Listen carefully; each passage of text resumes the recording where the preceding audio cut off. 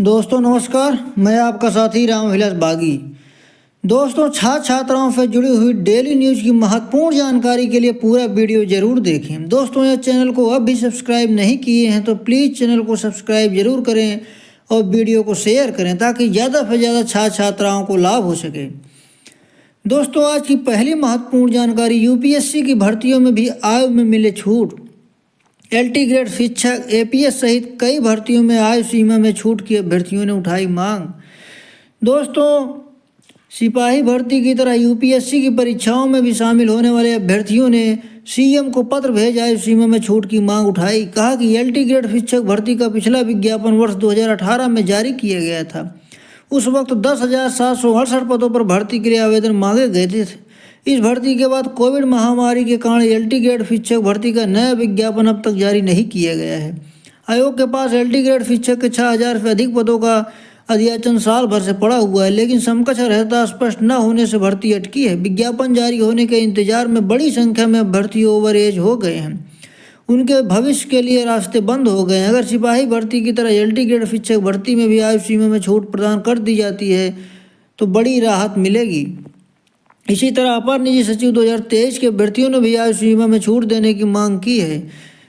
APS के पदों पर भर्ती 10 साल बाद होने जा रही है। हालांकि अभ्यर्थियों को राहत नहीं मिली। आयोग 7 जनवरी को एपीएस के 328 पदों पर परीक्षा कराने जा रहा है। अभ्यर्थी चाहते हैं कि इस मामले में भी सीएम हस्तक्षेप करें और 2024 में एपीएस का नया विज्ञापन जारी कर आयु सीमा में छूट दी जाए।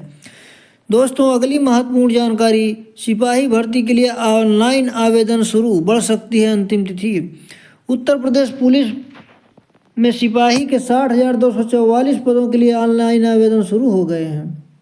अभ्यर्थियों को बुधवार तक पूरा दिन उत्तर प्रदेश पुलिस भर्ती एवं प्रोन्नति बोर्ड की वेबसाइट पर ऑनलाइन आवेदन की प्रक्रिया शुरू होने की प्रतीक्षा करनी पड़ी। मुख्यमंत्री योगी आदित्यनाथ के निर्देश पर सिपाही भर्ती में सभी वर्ग के अभ्यर्थियों को आयु सीमा में 3 वर्ष की छूट प्रदान करने का आदेश मंगलवार को जारी हुआ। दोस्तों जिसके बाद भर्ती बोर्ड के अधिकारी आवेदन फॉर्म संशोधित करने में जुटे रहे। इसके चलते बुधवार रात लगभग 9:55 पर भर्ती बोर्ड की वेबसाइट पर ऑनलाइन आवेदन का लिंक जारी हो सका। आरक्षी नागरिक पुलिस की भर्ती 2023 के लिए आवेदन प्रक्रिया बुधवार से शुरू होनी थी। आवेदन की अंतिम तिथि 16 जनवरी 2024 निर्धारित की गई है। शुल्क समायोजन व आवेदन में संशोधन की अंतिम तिथि 18 जनवरी 2024 निर्धारित की गई। आवेदन शुल्क 400 रुपये। भर्ती बोर्ड के अधिकारियों का कहना है कि ऑनलाइन आवेदन की प्रक्रिया विलम्ब से शुरू होने के चलते आवेदन की अंतिम तिथि बढ़ाई जा सकती है। सिपाही भर्ती में सामान्य वर्ग व ईडब्ल्यूएस अभ्यर्थियों के लिए निर्धारित आयु सीमा में 3 वर्ष की छूट प्रदान करने की मांग उठी थी। विद्यार्थियों के भविष्य को ध्यान में रखते हुए भाजपा व विपक्ष के नेताओं ने इस आशय की मांग उठाई थी। मुख्यमंत्री ने मामले को गंभीरता से लिया और सभी वर्ग के अभ्यर्थियों को आयु सीमा में छूट 3 वर्ष की प्रदान करने का आदेश जारी कर दिया। अब इस आयु के अभ्यर्थी कर सकेंगे आवेदन। सामान्य व ईडब्ल्यूएस वर्ग के पुरुष अभ्यर्थी जिनकी आयु 25 वर्ष 1 जुलाई 2023 को पूरी न हुई हो। सामान्य व ईडब्ल्यूएस वर्ग की महिला अभ्यर्थी जिनकी 28 वर्ष की आयु 1 जुलाई 2023 को पूरी न हुई हो। अनुसूचित जनजाति व पिछड़ा वर्ग के अभ्यर्थी जिनकी 30 वर्ष की आयु 1 जुलाई 2023 को पूरी न हुई हो। अनुसूचित जाति, अनुसूचित जनजाति व पिछड़ा वर्ग की महिला अभ्यर्थी जिनकी 33 वर्ष की आयु 1 जुलाई 2023 को पूरी न हुई हो। दोस्तों अगली महत्वपूर्ण जानकारी, शिक्षक भर्ती करने के बाद भी पद खाली। वर्तमान में उत्तर प्रदेश सरकार ने वर्ष 2018 में 68,500 और 2019 में 69,000 पदों पर भर्ती की, परंतु अब भी शिक्षकों के काफ़ी पद प्रदेश में रिक्त है। इसका खुलासा शिक्षक भर्ती के पक्षकार मेरठ के हिमांशु राणा ने आरटीआई से किया। उन्होंने कहा कि बच्चों के मौलिक अधिकारों को ध्यान में रखते हुए तत्काल रूप से शिक्षकों के लिए नई भर्ती निकालनी चाहिए। ज्ञात हो कि सपा सरकार के समय में शिक्षा मित्रों को समायोजन के पश्चात कयास लगाए जा रहे थे कि अब बेसिक शिक्षा विभाग में भर्ती नहीं होगी, परंतु हिमांशु राणा ने वर्ष 2017 में सर्वोच्च न्यायालय से शिक्षा मित्रों का समायोजन रद्द कराकर शिक्षा मित्रों को उनके पदों पर वापस करा दिया था। लेकिन सर्वोच्च न्यायालय ने अपने आदेश में कहा कि उत्तर प्रदेश सरकार चाहे तो उन्हें शिक्षा मित्रों के पद पर रखते हुए 2 भर्ती में मौका दे सकती है, जिसकी मियाद वर्तमान में चल रही 69,000 पदों पर भर्ती में पूरी होते ही खत्म हो गई। हिमांशु राणा ने वर्ष 2017 में केंद्र सरकार से आरटीआई में जवाब मांगा। उत्तर प्रदेश राज्य सरकार शिक्षकों का ब्यौरा मांगा था, जिसमें केंद्र सरकार ने खुलासा किया था कि स्वीकृत 5,98,499, कार्यरत पद 4,44,176 और खाली पद 1,54,323 हैं। और शिक्षा मित्रों का समायोजन रद्द होने के बाद लगभग 1,37,500 पद और रिक्त हुए हैं। वर्तमान सरकार केवल शिक्षा मित्रों से रिक्त हुए पदों पर भर्ती करना चाहती है, जबकि अनुच्छेद 21A के तहत संसद से पारित हुए शिक्षा के अधिकार अधिनियम 2009 के रूल 17 के अनुसार शिक्षक अनुपात को बनाए रखने के लिए शिक्षकों की उपलब्धता अनिवार्य है। और इस पर भारत के पूर्व मुख्य न्यायाधीश दीपक मिश्रा ने वर्ष 2012 में भी निर्णय दिया था, जिसमें कहा था कि देश में हर बच्चे को शिक्षा मिलने के लिए सरकारों को कदम उठाए जाने चाहिए। इसके लिए आधिकारिक संरचना समूचे देश के राज्यों सरकारों को उठानी चाहिए। इसके अलावा RTI में खुलासा हुआ कि शिक्षकों का वेतन 60% केंद्र सरकार के हिस्से से आता है और 40% राज्यों को देना होता है। हिमांशु ने कहा कि राज्य सरकार को विद्यालय में पढ़ रहे बच्चों के मौलिक अधिकारों को ध्यान में रखते हुए तत्काल रूप से शिक्षकों के लिए नई भर्ती निकालनी चाहिए और नियुक्तियों में समान अवसर देते हुए रोजगार एवं प्राथमिक विद्यालय में पढ़ रहे बच्चों के लिए मार्ग प्रशस्त होना चाहिए। दोस्तों, अगली महत्वपूर्ण जानकारी, रिक्त पद नहीं मिलने पर अटकी TGT PGT काउंसलिंग। अवशेष पैनल के अभ्यर्थियों का आरोप, कम पदों का विवरण भेजा। अशासकीय सहायता प्राप्त माध्यमिक विद्यालयों के लिए वर्ष 2021 प्रशिक्षित स्नातक TGT एवं प्रवक्ता स्नातक PGT भर्ती की दूसरी काउंसलिंग रिक्त पदों के विवरण के अभाव में अटकी है। शिक्षा सेवा चयन बोर्ड की इस भर्ती में अवशेष पैनल से रिक्त पदों को भरने के लिए शिक्षा निदेशालय माध्यमिक जिलों के बार विवरण मांग रहा है, लेकिन 10 मंडलों के जनपदों के जिला विद्यालय निरीक्षक इसके पर गंभीर नहीं है, जिसके कारण काउंसलिंग की तिथि तय नहीं हो पा रही है। इससे वर्ष 2021 की भर्ती के अवशेष पैनल के अभ्यर्थी रिक्त पदों का विवरण मांग कर काउंसलिंग कराने की मांग को लेकर शिक्षा निदेशालय के आए दिन चक्कर लगा रहे हैं। शिक्षा निदेशालय इस भर्ती के रिक्त पदों के शाबाश से एक बार काउंसलिंग कराकर कॉलेज आवंटन कर चुका है। इसके बाद भी इस भर्ती में रिक्त पद अवशेष पैनल अभ्यर्थी धर्मेंद्र यादव, संतोष कुमार शर्मा, अभिषेक तिवारी, विवेक तिवारी आज ने अपर शिक्षा निदेशक माध्यमिक सुरेंद्र कुमार तिवारी को ज्ञापन देकर आरोप लगाया कि कई जनपदों से जिला विद्यालय निरीक्षकों ने रिक्त पदों को छिपाकर कम पदों का विवरण भेजा था। इस पर अपर निदेशक ने जिला विद्यालय निरीक्षक को पत्र लिखकर कहा कि सभी रिक्त पदों का दशांक का विवरण भेजा जाए। इसके अलावा उप शिक्षा माध्यमिक प्रमोद कुमार ने सभी जिला विद्यालय निरीक्षकों को 3 बार फोन करके रिक्त पदों का विवरण भेजने के लिए कहा है, लेकिन वाराणसी, चित्रकूट, झांसी, लखनऊ, अयोध्या, देवीपाटन, मेरठ, आजमगढ़, बस्ती, आगरा मंडल के मंडलीय शिक्षा निरीक्षकों की ओर से जिलावार रिक्त पदों का विवरण नहीं भेजा गया। दोस्तों, अगली महत्वपूर्ण जानकारी, शिक्षक भर्ती के लिए 2 माह का इंतजार करना होगा। प्रदेश के अशासकीय सहायता प्राप्त माध्यमिक विद्यालयों में और अशासकीय महाविद्यालयों में लंबी शिक्षक भर्ती की परीक्षा तिथि के लिए अभ्यर्थियों को 2 माह का इंतजार करना होगा। नए शिक्षा सेवा आयोग के गठन के बाद आयोग की पहली बैठक में इसके बाद परीक्षा तिथि कोई निर्णय लिया जाएगा। अशासकीय महाविद्यालयों में विज्ञापन संख्या 51 के तहत असिस्टेंट प्रोफेसर के 1017 पदों पर भर्ती होनी है। वहीं अशासकीय माध्यमिक विद्यालयों में सहायक अध्यापक TGT एवं प्रवक्ता PGT के 4163 पदों पर भर्ती की जा रही है। इन दोनों भर्तियों के लिए आवेदन की प्रक्रिया अगस्त 2022 को पूरी हो चुकी है। असिस्टेंट प्रोफेसर के लिए यहाँ 1,14,000 आवेदन आए, वहीं TGT PGT के लिए 13 लाख से अधिक अभ्यर्थियों ने आवेदन किया है। लाखों अभ्यर्थियों को 1.5 साल से इन भर्तियों की परीक्षा तिथि घोषित होने का इंतजार है। भर्तियां अब नए शिक्षा सेवा चयन आयोग के सक्रिय होने पर ही शुरू होंगी। शासन नए आयोग के अध्यक्ष व सदस्यों की नियुक्ति के लिए आवेदन मांगे हैं। आवेदन की प्रक्रिया 15 जनवरी को पूरी होगी। इसके बाद आवेदकों की स्क्रीनिंग होगी। प्रक्रिया पूरी होने में 15 दिनों का वक्त लग सकता है। आवेदकों की स्क्रीनिंग के बाद नए अध्यक्ष सदस्यों के नाम की घोषणा की जाएगी। ऐसे में आयोग को अध्यक्ष सदस्य जनवरी के अंत तक या फरवरी के शुरुआत में मिल सकते हैं। अध्यक्ष और सदस्यों की नियुक्ति के बाद ही आयोग सक्रिय होगा। परीक्षा तिथि व निर्णय आयोग के अध्यक्ष और सदस्यों को लेना है। दोस्तोों, अगली महत्वपूर्ण जानकारी, 5 राजकीय पॉलिटेक्निक में होंगे शिक्षक भर्ती।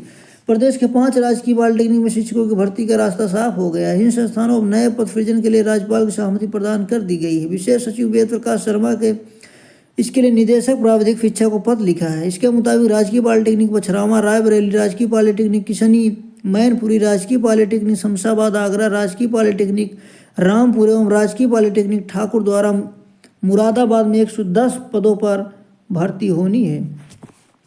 दोस्तों, अगली महत्वपूर्ण जानकारी, नियमितीकरण होने तक अनुदेशकों को 17,000। नियमितीकरण की मांग के लिए धरना दे रहे शिक्षा अनुदेशकों को बुधवार को समाज सेवी मैग्सेसे पुरस्कार सम्मानित डॉक्टर संदीप पांडे और युवा शक्ति संगठन के प्रतिनिधिमंडल इको गार्डन पहुंचकर समर्थन दिया। अनुदेशकों ने नियमितीकरण होने तक 17,000 रुपये मानदेय देने की मांग की। समाज सेवी डॉक्टर संदीप पांडे ने कहा कि हमारी मांग है कि अनुदेशक, ग्राम प्रहरी, शिक्षा मित्र जैसे अन्य विभागों में सृजित संविदा आउटसोर्सिंग आधारित पदों पर तत्काल समाप्त कर अस्थायी नियुक्ति दी जाए। प्रदेश सरकार के अंतर्गत शिक्षा, चिकित्सा, पुलिस व ऊर्जा व अन्य विभागों में रिक्त करीब 6 लाख पदों पर तत्काल भर्ती शुरू करने की कार्रवाई करे। युवा शक्ति संगठन के संयोजक गौरव सिंह धरने की अगुवाई कर रहे अनुदेशक संघ के अध्यक्ष विक्रम सिंह ने कहा कि अनुदेशक लंबे समय से मांग कर रहे हैं उन्हें अस्थायी नियुक्ति दी जाए तथा नियमितीकरण होने की प्रक्रिया पूर्ण होने तक 17,000 मानदेय निर्धारित किए जाए।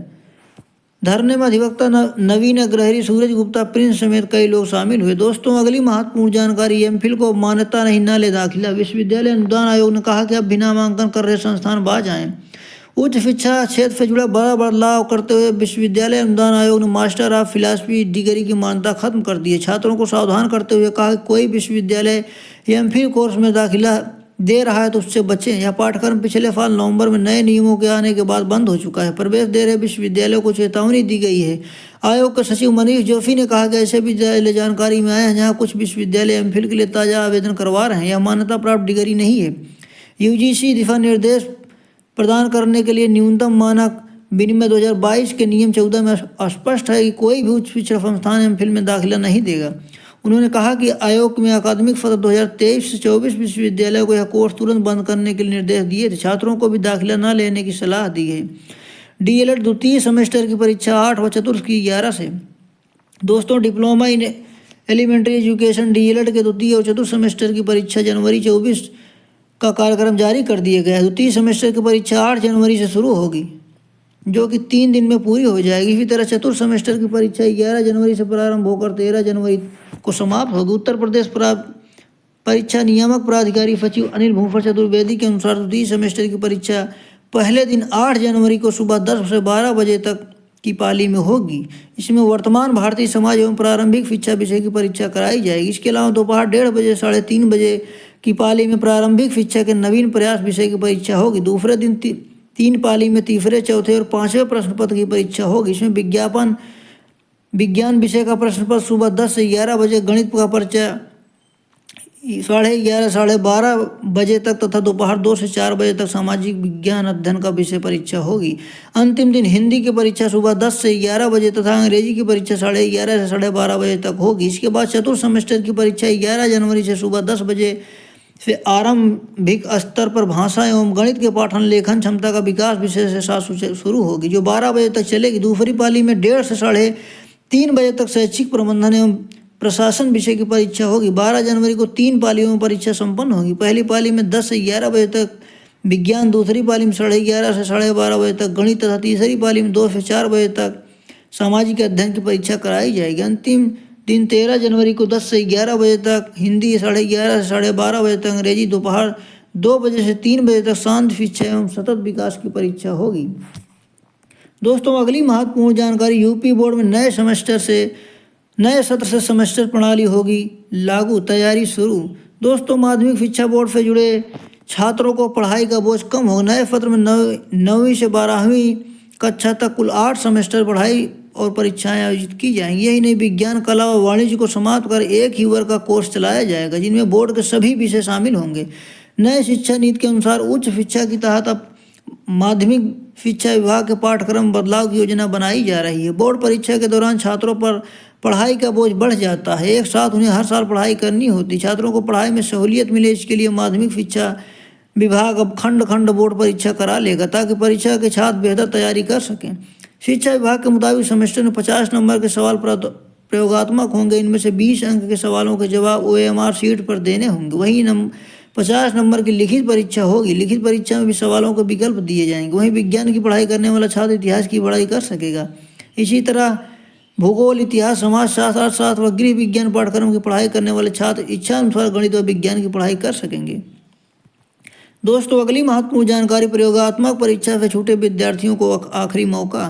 प्रोफेसर राजेंद्र सिंह राज विश्वविद्यालय ने प्रयोगात्मक परीक्षा से वंचित छात्रों को आखिरी मौका दिया है। ऐसे छात्र जिनको प्रयोगात्मक परीक्षा छोड़ दी अथवा फेल हो गए हैं, वो फॉर्म भरकर परीक्षा में शामिल हो सकेंगे। इसके लिए आखिरी तिथि 5 जनवरी तय की गई है। इसके बाद विश्वविद्यालय प्रशासन अतिरिक्त अवसर देने पर विचार नहीं करेगा।